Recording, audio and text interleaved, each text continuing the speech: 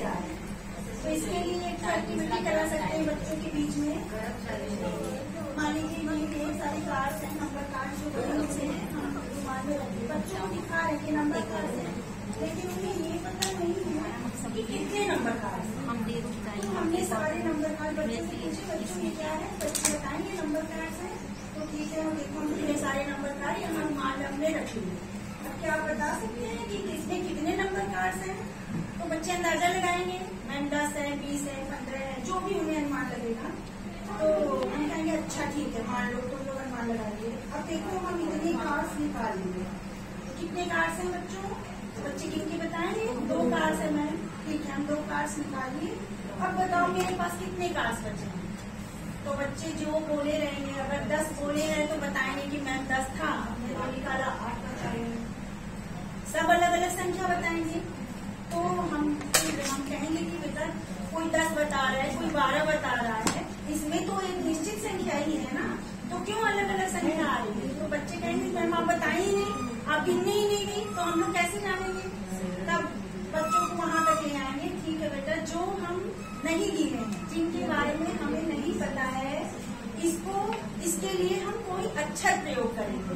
यहाँ पे हम अंक लिख नहीं सकते क्योंकि इसमें कार्ड है, ये हमें पता नहीं है कितने कार्ड हैं, हम इसके लिए कोई अंक नहीं दे सकते। तो हम यहाँ पे कोई अक्षर लिख लेंगे, जो भी अक्षर हम जानते हैं, X, Y, Z, A, B, C, D, जो भी अक्षर आपको पसंद हो, हम वो अक्षर उसके लिए लिखेंगे। तो हम मान लेते हैं कि हमारे पास X कार्ड है और हम उसमें से 2 निकाल दिए, तो अब हमारे पास बचे X - 2। तो जो यहाँ पे X है, ये अंक तो है नहीं, तो इसी X को हम बोलेंगे बीज। ये बीज है, और हम चूंकि इनका जोड़ घटाना गुणा भाग पढ़ने जा रहे हैं, तो इसलिए अब हम इसको बोलेंगे बीज गणित। और जब अंकों का जोड़ घटाना गुणा भाग पढ़ते थे तो अंक गणित बोलते थे। तो अब बच्चे समझ जाएंगे, हाँ बैठ के अब हम बीज गणित पढ़ने जा रहे हैं। तो अब चलो बेटा कैसे पढ़ेंगे? तो ये देखो, ये 2 है ना, ये 2 है, इसका मान हमें पता है ये 2 ही है, ये तो नहीं है ना, तो इसका मान 2 ही है, हमेशा 2 ही रहेगा। तो इसका मान हम जानते हैं, इसलिए ये अक्षर है, ये कभी नहीं बदलेगा, ये 2 ही है। और इसमें कुछ भी हो सकता है, जैसे कुछ बच्चे 10 बोले, कुछ बच्चे 12 बोले, कुछ बच्चे 20 बोले, तो इसका मान बदल सकता है। इसलिए जो X है उसका मान कुछ भी हो सकता है, तो इसलिए इसका मान बदल जाएगा, इसलिए इसको हम बोलेंगे चर। तो जहाँ पे हम कोई अक्षर लिखेंगे तो हो जाएगा चर, और अगर कोई अंक लिखा हुआ है तो वो हो जाएगा अचर। जैसे हम कहे ना कि हम 2 कार्ड निकाले, हमारे रुमाल में बचा है X - 2, तो बताओ X - 2 में क्या चर है, क्या अचर है?